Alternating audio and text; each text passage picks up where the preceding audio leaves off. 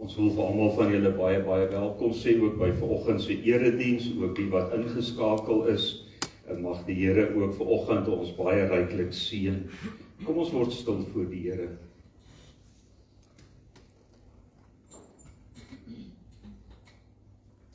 Here, dankie dat ons vandag kan weet, ons aanbid 'n lewende en 'n wonderlike God. 'n God wat in beheer is, 'n God wat ons styf vashou, 'n God wat vir ons kom verseker vandag. Gaan kyk na die vyeboom. En Here, dankie dat ons kan weet, Jesus, U is op pad. En ons wil vir U kom loof daarvoor. Here, kom raak ons net aan en aanvaar ook ons offer van lof en dank, ook vanoggend, in Jesus se naam. Amen. Meent ek groet julle genade, barmhartigheid en vrede vir julle van God ons Vader en die Here Jesus Christus deur die kragtige werking van die Heilige Gees. Kom ons staan en dan aanbid ons die Here met nog 3 liedere.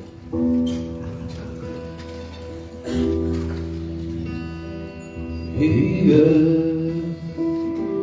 die almagtige Skepper van die hemel en aarde, van die grote heelal. En Heer is verheven oor almal. Daar is niemand soos U nie. U is die enigste God, aan U alleen behoort die mag en al die krag en die grootheid, die rykdom, die roem en die majesteit, aan U alleen behoort die lof en al die glans en die wilde, die wysheid, die eer en die heerlikheid, aan U alleen. U is die almagtige Skepper van die hemel en aarde, van die grote heelal. En U is verheven oor almal. Daar is niemand soos U nie. U is die enigste God, aan U alleen behoort die mag en al die krag en die grootheid, die rykdom, die roem en die majesteit, aan U alleen behoort die lof en al die glans en die wilde, die wysheid, die eer en die heerlikheid, aan U alleen.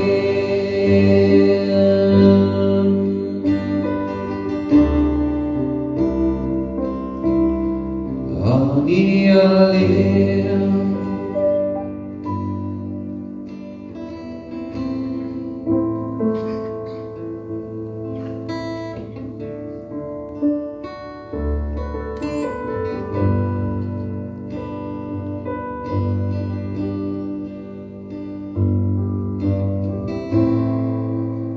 Here I am waiting Abide in me, I pray.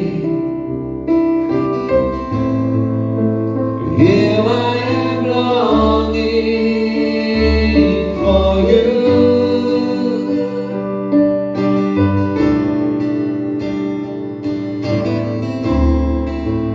Hide me in your love and bring me to my knees.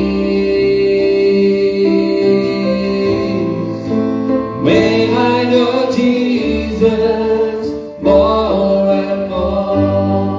Here I am waiting.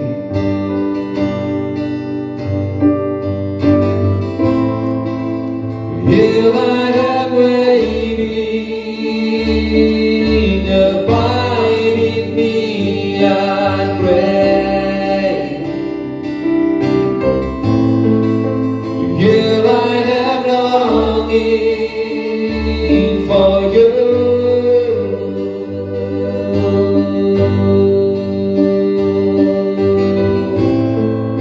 Abide me in your love and bring me to my knees.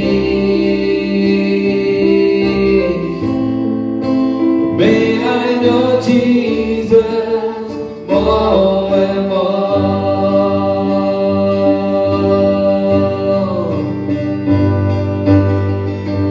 Come live in me all my life. Take over.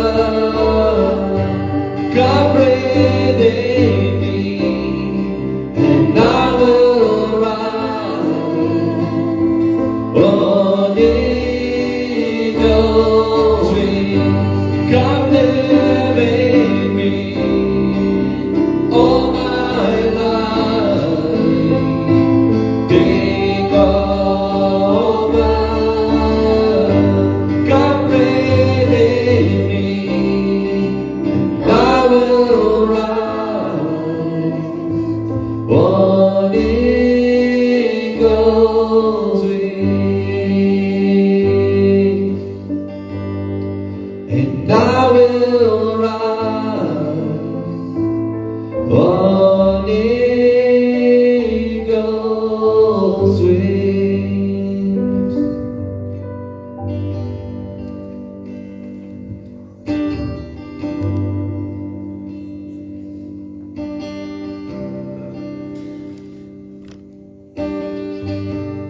Kom ons sluit met ons oë volgende. Sing ons die laaste lied as 'n gebed.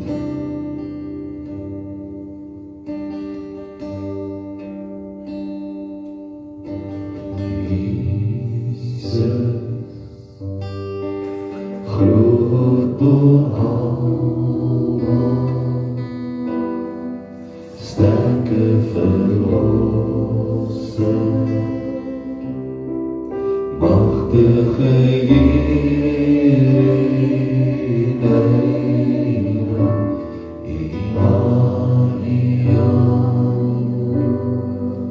God is met ons,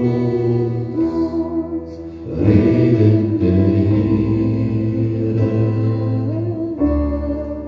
lewende woord. Here nie meer twyfel nie. Here, nie meer twyfel. Vreugde en blydskap, lewe en oorvloed gee, Immanuel, God is met ons, redende Here, lewende Jesus groot bo almal. Jesus groot bo almal, sterke verlosser.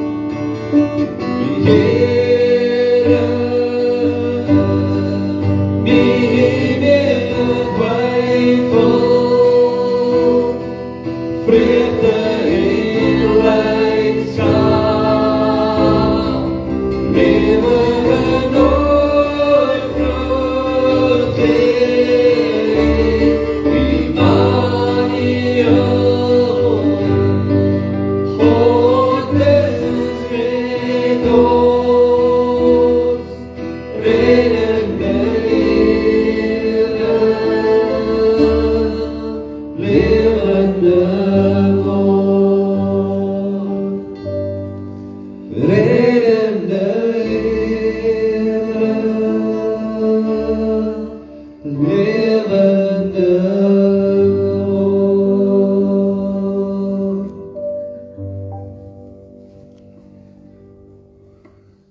Here, dankie dat U groot bo almal is. Dat U die enigste God is. Jesus, dankie dat U die weg en die waarheid en die lewe is. Ons sterke verlosser. Dat daar geen ander weg is na die ewigheid behalwe deur U. En Here, dankie dat U dit vir ons moontlik gemaak het deur U dood en U opstanding om 'n stuk sekerheid in onsself te hê oor dit wat voorlê, 'n ewigheid wat ook vir ons wag. Here, kom en spreek dan nou tot ons elkeen deur U woord en deur U Gees in ons. In Jesus se naam. Amen. Baie dankie, julle kan julle plekke inneem. Kom ons gee kans vir al ons maatjies, die voorskool tot en met graad 6. Julle is baie welkom om daar agteruit te beweeg. Vir die kinderkerk, daar gaan ons maatjies. Daar kom ook nog 'n vanoggend lyk sommer weer 'n mooi klompie. Daar. Ons skriflesing vandag is in Matteus 24. Matteus 24 vers 32 tot 35. As die vrye boombod. Maar voor ek gaan lees, kom ons deel eers so ietsie met mekaar. As ek vanoggend vir jou sou vra, wie van julle hou daarvan om te wag vir iets? Dan dink ek gaan niemand daar hand opsteek nie. Want ons hou nie van wag nie. En in vandag se tyd is wag nou nogal 'n algemene verskynsel. Jy wag oral. Waar jy kom en jy kom by 'n plek, of dit nou by die bank is en of dit op binnelandse sake is of waar ook al, en jy kom daar en jy sien hierdie toue en jy weet jy gaan moet wag. Dan voel dit sommer of alles hier binnekant so op 'n knop trek. Maar jy al agtergekom, as ons dink aan wag, en wanneer jy moet wag by 'n plek of vir iets, dat daar baie keer jou gesindheid bepaal hoe jy hierdie wag gaan hanteer. As jy vir jouself sê die oggend, luister, ek weet, vandag moet ek, kom ons noem dit nou maar bank toe gaan, en ek weet, dis einde van die maand, maar kan nie anders nie, en ek gaan daar in toue moet staan, en ek gaan daar sit, en hulle gaan vir my 'n nommertjie gee, en elke keer as die nommer gelees word, dan kyk ek hoopvol of dit nie dalk myne is nie. Maar as jy vir jouself sê, wees rustig. Wees rustig.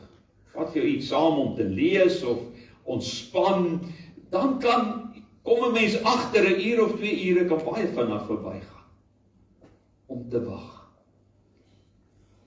Maar dit is nie altyd maklik nie.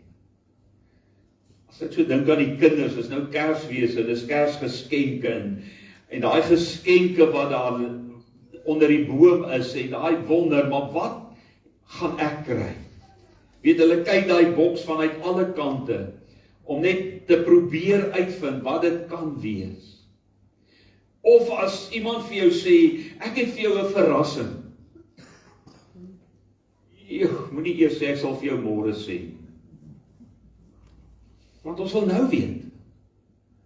Jy kan nie nou vir my sê daar's iets nie, en jy bly stil of jy wil nie dit met my deel nie. So om te wag is deel van ons lewe. En wag was deel in die hele Bybel. Kom ons wees bietjie realisties as ons na die Bybelse voorbeelde gaan kyk. God kom roep vir Abraham toe hy 75 jaar oud was. En hy sê vir hom, luister die Abraham, ek gaan vir jou 'n nageslag gee. En Abraham, 75, sy vrou is onvrugbaar, maar hy dink, miskien kan daar dalk 'n wonderwerk wees, weet op 75 kan daar nog iets gebeur. Dan wag God 25 jaar.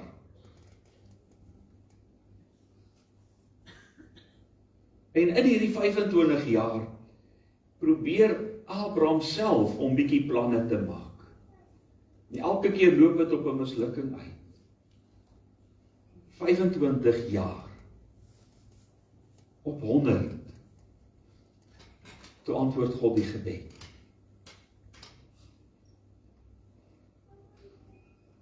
Kom ons dink aan nou Noag. Here sê daar gaan 'n vloed kom, jy moet 'n ark bou in 'n woestyn. As jy mooi gaan lees, sê dit om 100 jaar gevat. Om te wag. Maar hy het gewag. En hy het aangegaan. Om te wag, God beloof by die skepping. Na die sondeval beloof God dat hy iemand sal stuur, uit die nageslag van die vrou, sal daar iemand kom wat die slang se kop gaan vermorsel. En ons het geen idee hoe lank werklik die tyd verloop was. Ons ken nou maar eers die tyd van Abraham af, so ons weet nie hoe lank voor dit, maar kom ons sê, van die skepping af, beloof God iemand.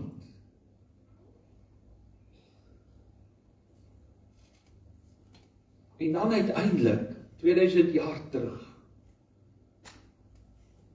is daar 'n ster en 'n belofte dat die Messias gaan kom. Duisende jaar. Die profete kondig dit af. Hulle preek, hulle sê, die dag van die Here gaan kom. En hulle probeer die mense motiveer en aan die gang kry, maar die dag van die Here kom nie. Dan lees ons in die Ou Testament aan die einde, die laaste geskiedenisverhaal wat ons kry is Nehemia, en die laaste profeet is Maleagi. Dan lees ons van die gebeure met Nehemia, tot en met Jesus se koms, 400 jaar van stilte. Wat daar nie 'n profeet was nie, wat daar niks aangekondig het nie, waar almal gewag het.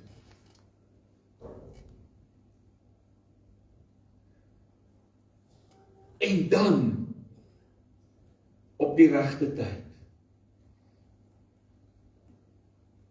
word Johannes die Doper gebore.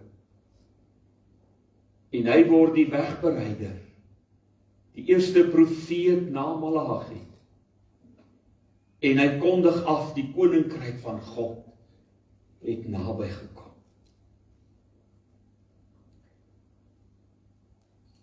As ons na die geskiedenis kyk, dan sien ons dat die tyd van Jesus se eerste koms, en dit wat ons ook nou in Kersfees met mekaar deel, en ons wil juis in hierdie tyd praat tussen eerste koms en tweede koms.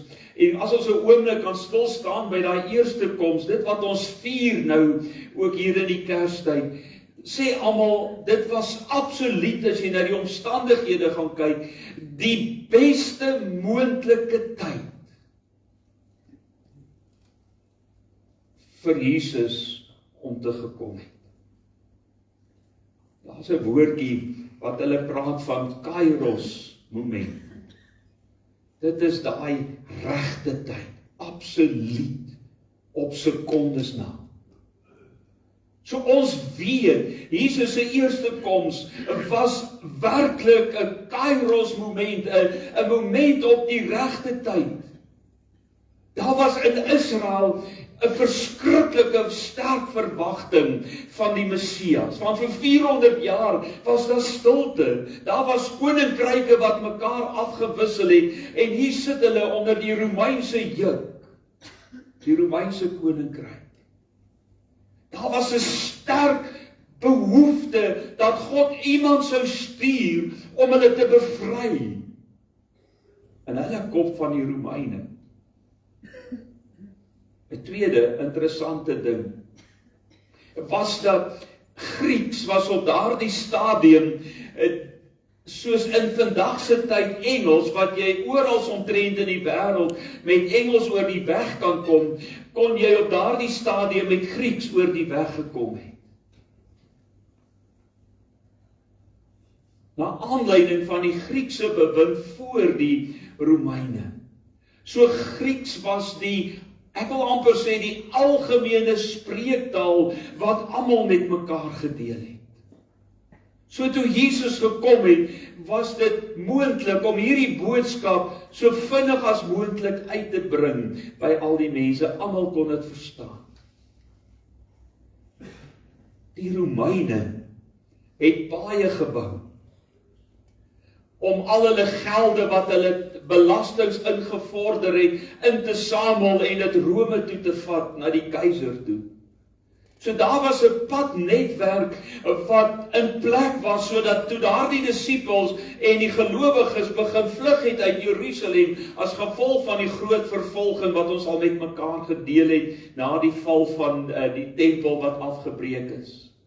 Toe kon daar baie maklik die inligting, die mense kon baie maklik beweeg. So op daardie regte oomblik. Iemand het eendag gesê, God is nooit te laat. Hy's altyd betyds.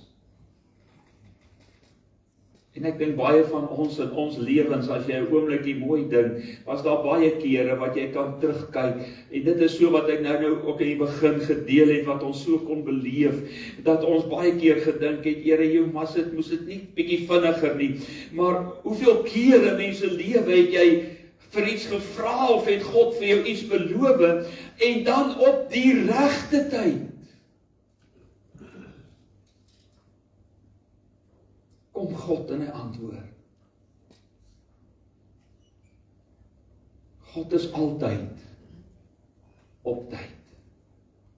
Sy tyd.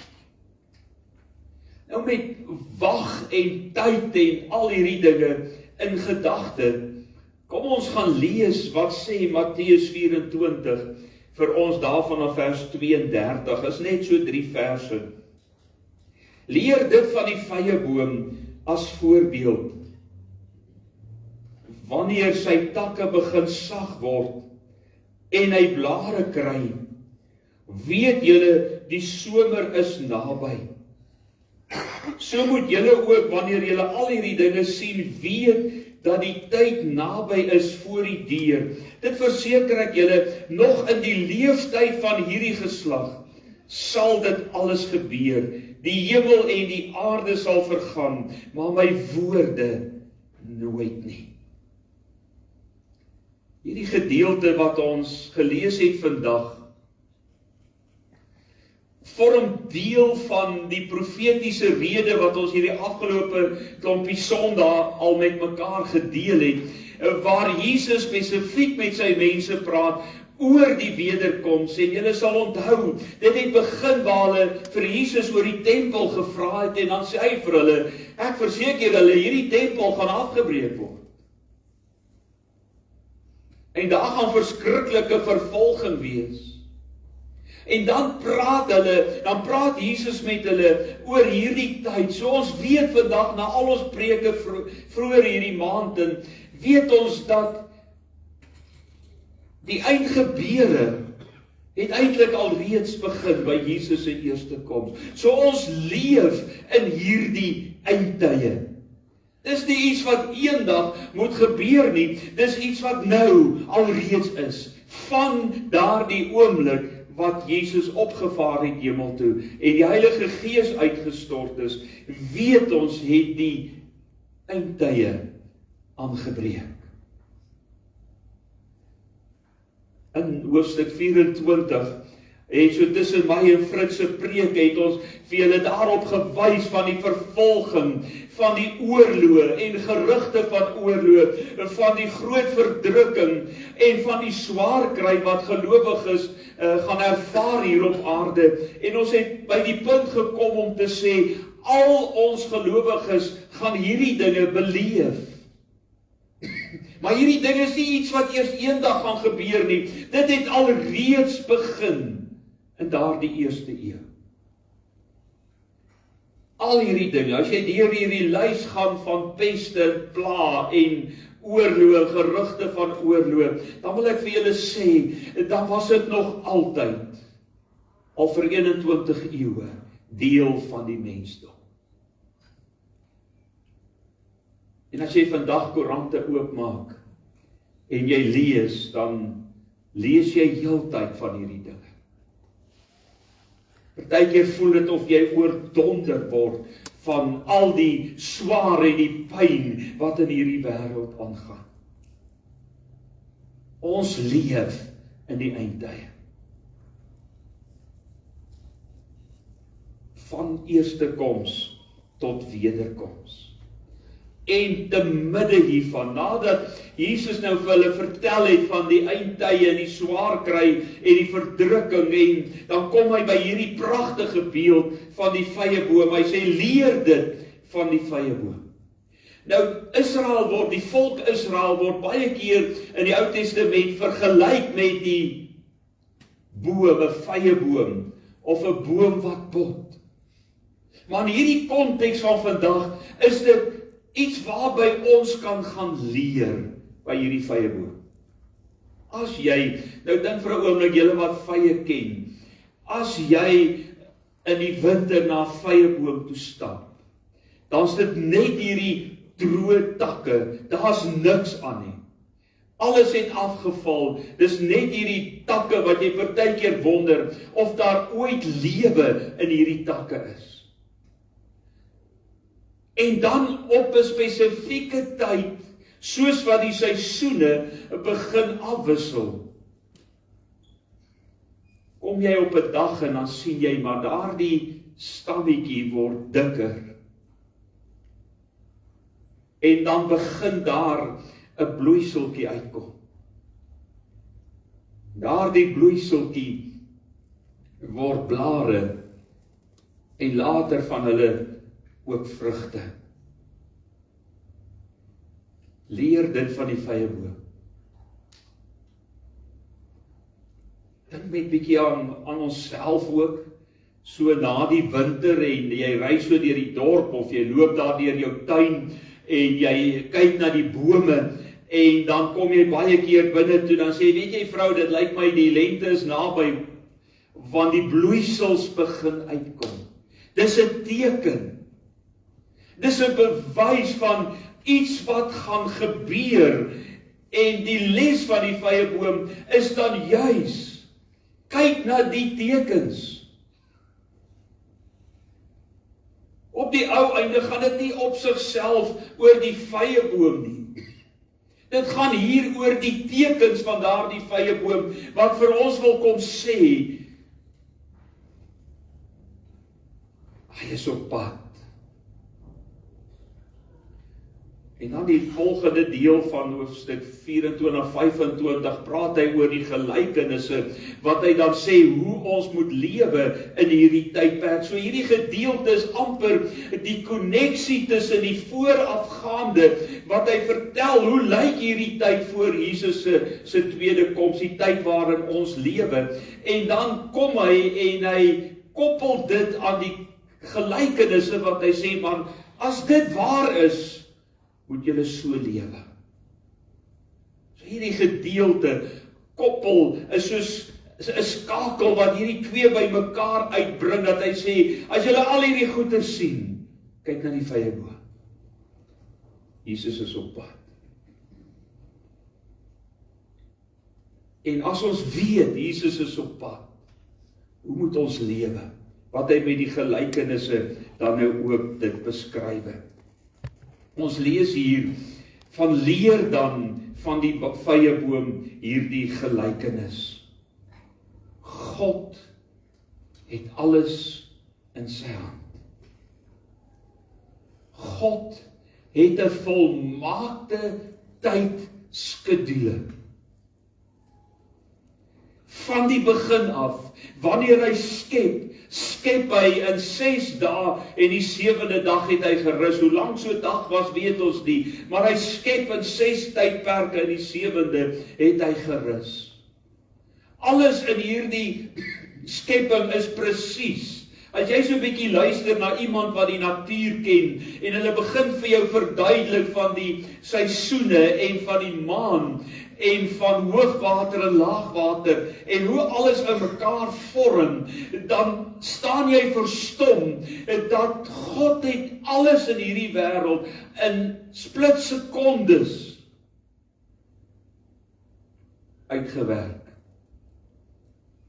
Sy tydskedule staan vas. Want is volmaak. Die probleem is, ek en jy het nie altyd die geduld om te wag nie. So wanneer hy praat oor die vyeboom wat bot, dan sê hy op die ou einde, kyk na die bot, kyk na die gebeure, kyk na die oorloë, luister van al die oorstromings en aardbewings. En wat is die boodskap? Wees gereed. Die tekens wil nie vir ons die tyd wys nie. Ek en jy kan maar hoe ook al probeer, maar dis onmoontlik. Ons kan nooit deur die tekens na te kyk bepaal presies wanneer dit gaan wees nie. Maar die tekens wil vir ons sê, die feit, as jy dit sien, dit hoor, dis 'n feit, hy's op pad. Die geskiedenis is in God se hand. Elke gebeurtenis wat gebeur is in God se hand. Al voel dit vir jou en vir my baie keer as ons na hierdie wêreld kyk en al die dom goeders wat in die wêreld aangevang word en regerings en alles, dan dink jy by jouself, maar het God beheer verloor? Vriende, ek het vandag vir julle goeie nuus. God is nog steeds in beheer. Die geskiedenis is in God se hande. Niks wat nou gebeur is vir hom vreemd nie. Hy bepaal die verloop. En dan sê hy in vers 34, hierdie geslag sal sekerlik nie verbygaan voordat al hierdie dinge gebeur het. Nou daar is al baie geskrywe oor hierdie gedeelte. Want van die disippels en die eerste kerk het dit letterlik gevat en hulle wou nêrens heen gaan uit Jerusalem uit nie, want hulle het gedink, Jesus sê, alles gaan nou gebeur, julle gaan dit nog beleef. Dis soos hulle dit verstaan het, en daarom in Tessalonisense vroeër die jaar, het ons vir julle gesê, wat daai gemeente gevra het, maar wat van die mense wat reeds dood is? Mis hulle nou die wederkoms? Waarna verwys hierdie geslag sal sekerlik nie verbygaan. Waar begin hoofstuk 24? Dit begin waar hulle die tempel wys. En dan sê hulle vir die Here, Here, kyk net hoe mooi tempel is dit. Dan sê die Here vir hulle, ek verseker julle, daai pragtige tempel gaan afgebreek word. Daar gaan nie een klip op die ander oorbly nie. So hy's besig, onthou altyd as mense die Bybel lees, hierdie boodskap was vir die mense van daai tyd, hulle het verstaan, Jesus preek vir hulle. So hy sê vir hulle, ek waarborg vir julle, hierdie goed gaan gebeur nog in julle tyd. Hierdie tempel gaan nog in julle tyd afgebreek word. En met die afbreek van die tempel en die vernietiging van Jerusalem, het die gelowiges versprei oor die wêreld, moes hulle vlug, net soos wat ons gelees het in die begin van hoofstuk 24. So hy sê vir sy disippels, hierdie goed gaan gebeur, reeds in julle tyd. Dis nie iets eendag daar ver, julle gaan dit al reeds beleef, en vriende, vir 2000 jaar beleef ons dit steeds. En ek en jy weet nie hoe lank nog nie, maar ons weet, dit gaan kom. Daar's natuurlik ook 'n ander belangrike beginsel, wanneer hy praat ook in hele geslag, in hierdie geslag. Ons moet weet, die wederkoms kan op 2 maniere plaasvind. Die een is my eie dood. Dit het ons al baie vir mekaar gesê, die oomblik wanneer ek sterwe, het vir my die wederkoms aangebreek.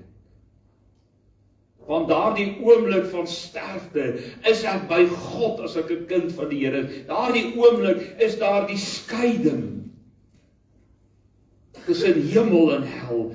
Die wat in God glo, die lewe. Die wat hom verwerp in die ewige hel, die doderyk. En dan maak dit mos sin ook om te sê, en kan ek vandag ook dieselfde woorde vir julle sê, ek verseker julle, hierdie geslag sal sekerlik nie verbygaan voordat dit gebeur het nie. Want ek en jy gaan dit sien. Ons gaan dit sien, of met ons eie dood, of oor 3000 jaar van nou af, wanneer hy fisies gaan kom. Ons weet nie, maar ons moet gereed wees. En dan vers 35 sê hy eintlik so pragtige ding. Hy sê die hemel en die aarde sal verbygaan, maar my woorde sal nooit verbygaan nie. En dis die hart. Dis die hart van hierdie gedeelte. Die hart van hierdie gedeelte, dat op die ou einde die Here daai troos wil kom bring. Dat hy op die ou einde gaan sê, luister hierso, alles sal verbygaan. Alles hier op aarde sal verbygaan, maar my woord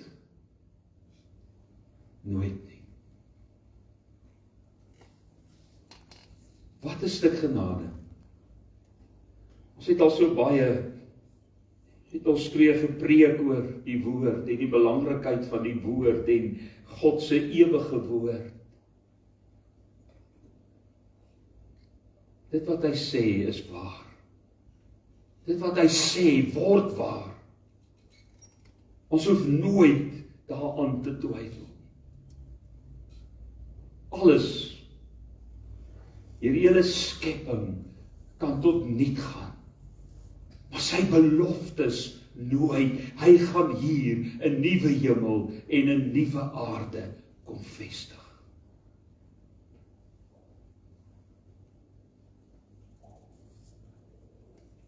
Ek en jy moet weet, hierdie lewe op aarde is tydelik.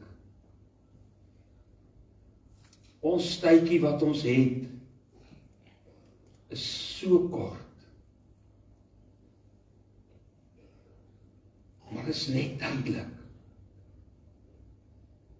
Ons weet nie hoe lank die Here vir ons gaan hê, nog steeds hê hier op aarde. Maar, en dis die belangrike, al is hierdie tydelik, al is dit van verbygaande aard, onthou, die koninkryk is ewig. Wie die seun het, het die lewe. Nikodemus vra, Here, hoe gaan ek die koninkryk kan ingaan? Dan sê die Here, alleen as jy weer gebore word, Nikodemus, dan het jy die koninkryk. En dis ewig.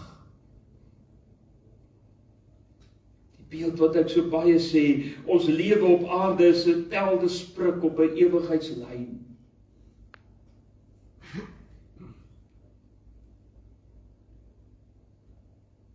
Maar die dood kan enige oomblik kom en dan's die tydelike verby. Dan wag die ewige. Maar die troos wat daardie takkie vir ons wil gee vandag, is nie net 'n troos nie, maar dit is ook 'n uitroep. As jy na die tekens kyk, is jy gereed? Hulle sê nie wanneer nie, maar het sê die tyd kom. As die Here jou vandag kom haal, as hy dalk vandag op die wolke kom, dan gaan jy deel wees van hulle wat gered is. Die tekens, daai bloeisels, is 'n waarskuwing teen 'n geestelike slaap waarin mense is. Die tekens wil sê, word wakker. Die tekens wil dit uitskree, dit kan met jou gebeur, dit kan in ons tyd plaasvind. Ek en jy vra nie, dat iemand moet doodgaan. Elke keer wanneer iemand sterwe, bly dit 'n stuk seer. En niemand weet wanneer die volgende een gaan wees. En hierdie tekens van die vyeboom sê, word wakker, kyk na die vyeboom. Maak seker, want hierdie tekens sê vir jou, hy's op pad om jou te kom haal, of om fisies weer te kom in die wederkoms. Is jy gereed as dit vandag en vannag dalk sou gebeur het? Hierdie gedeelte wil vir ons sê, alles sal tot niet gaan, maar die beloftes bly staan. Jesus is op pad.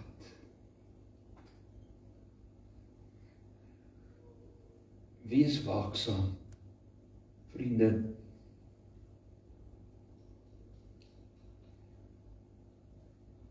Ons lewe in 'n tyd wat ons partykeer voel dat al hierdie tekens al hoe erger en erger word.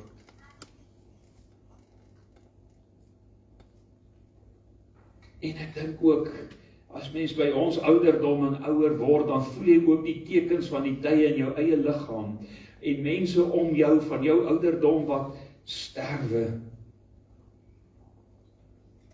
Dan raak die realiteit al hoe realistischer. Hy besef dit kan enigeen wees. Maar dan hoor jy van 'n jong persoon wat dood is. Dan besef jy, dit kan met enigeen gebeur. Doodgaan is nie net vir ou mense nie, nee. Elke mens moet gereed wees. Wees waaksaam. Hou vas aan God se woord.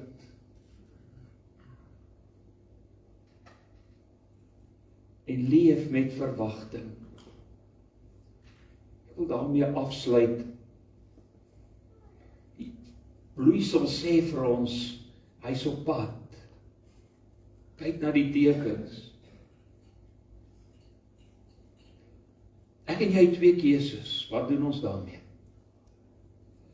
Of ons kan sê, ons gaan sit nou, en ons wag, tot dit gebeur.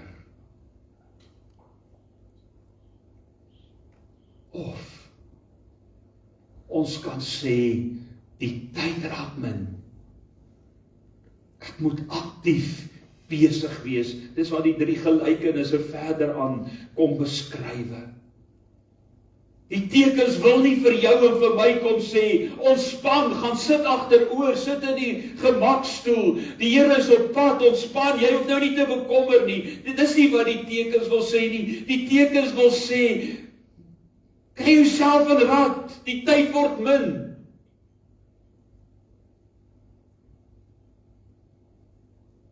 Daai ou lied wat sê, moet ek gaan met leë hande, moet ek so die Here ontmoet.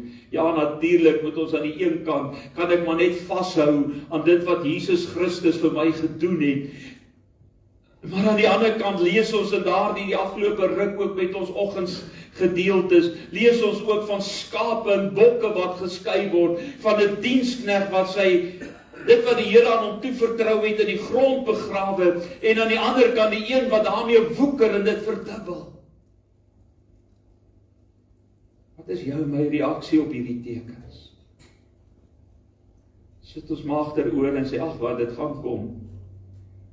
Kom ons wag nou daarvoor. Paulus sê, ek staan onder 'n verpligting teenoor elke mens wat nog nie Jesus ken nie. Het jy daai dringendheid? Om dalk uit te kom by daardie persoon wat jy nog heeltyd sê, ek sal graag by daardie persoon wil uitkom. Hoeveel keer hoor 'n mens nie na die tyd, na iemand se dood wat sê, ek wou nog gaan kuier, ek het nog dit en dit wou doen, of ons wou nog dit gedoen het, en nou is dit verby. Moenie wou nie, doen. Gaan leef. Want die teken sê vir ons, hy's op pad, dis 'n realiteit.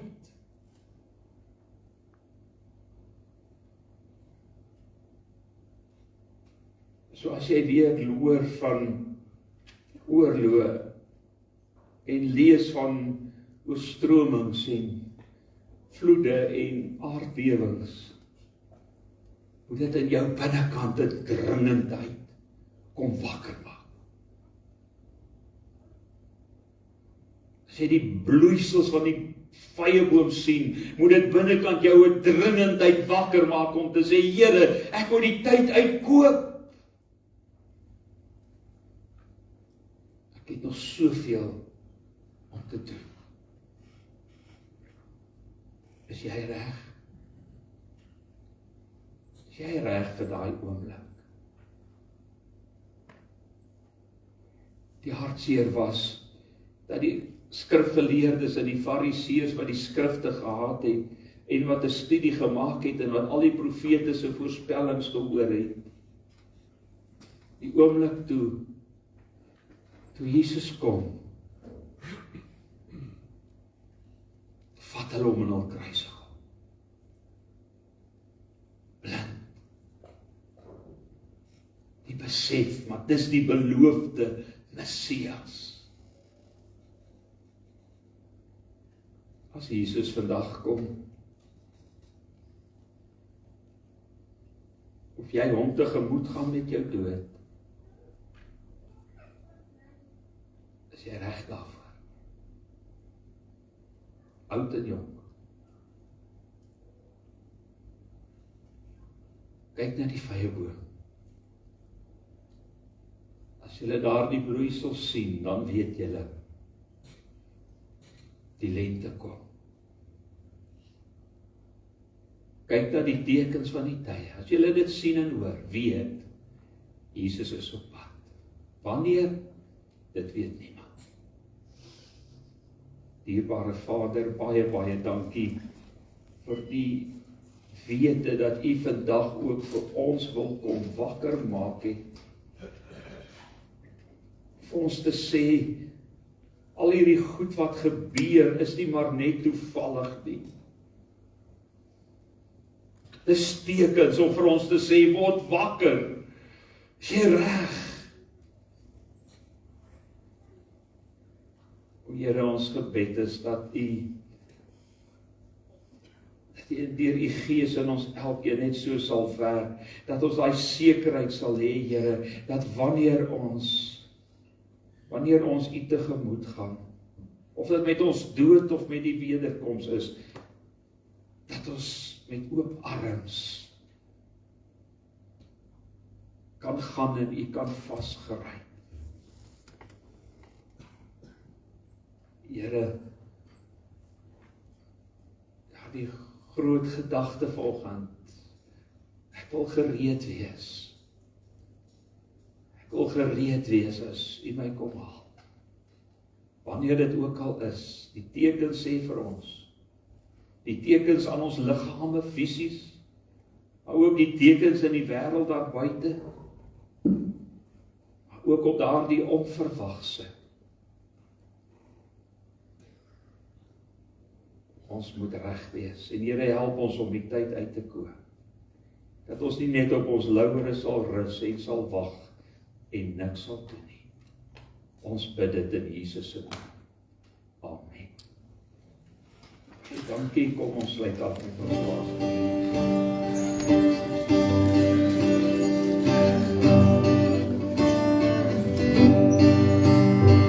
And these are the days of Elijah, declaring the word of the Lord. And these are the days of your servant Moses, righteousness being restored. And these are the days of great trials, of famine and darkness and sorrow. So we are the voice in the desert, crying, preparing the way of the Lord. Behold, He comes, riding on the clouds, shining like the sun, and the trumpet calls, lift your voice, it's the year of Jubilee, for out of Zion's hill salvation comes. And these are the days of Ezekiel, the dry bones becoming as flesh. And these are the days of your servant David, rebuilding the temples of praise. And these are the days of your harvest, the fields are as white in the world. And we are the laborers in your vineyard, declaring the word of the Lord. Behold, He comes, riding on the clouds, shining like the sun, and the trumpet calls, lift your voice, it's the year of Jubilee, for out of Zion's hill salvation comes. There's no God like Jehovah, there's no God like Jehovah, there's no God like Jehovah.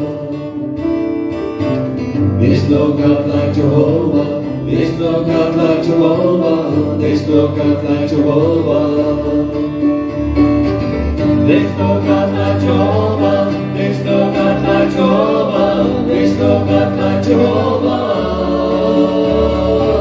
There's no God like Jehovah, there's no God like Jehovah, there's no God like Jehovah. Behold, He comes, riding on the clouds, shining like the sun, and the trumpet calls, lift your voice, it's the year of Jubilee, for out of Zion's hill salvation comes. Behold, He comes, riding on the clouds, shining like the sun, and the trumpet calls, lift your voice, it's the year of Jubilee, for out of Zion's hill salvation comes.